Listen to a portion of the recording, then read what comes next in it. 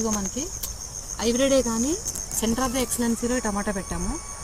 చాలా హెల్తీగా ఉంటుంది టమాటా, చాలా టేస్టీగా కూడా ఉంటుంది. మనకి బయట హైబ్రిడ్ టమాటా ఆర్గానిక్ పద్ధతిలో దొరికిన దానికంటే ఈ టమాటా క్వాలిటీ ఇంకా బాగుంటుంది. ఇంతకుముందు నేను ఒక 3 years నుంచి టమాటా తీసుకుంటున్నాను.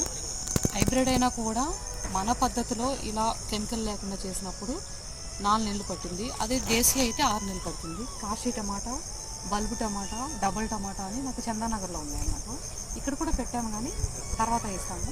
అక్కడ వంకాయ ఉందండి, ఇక్కడ టమాటా, అక్కడక్కడ మిర్చి వేసాము. మిర్చి కూడా చాలానే వేసాము.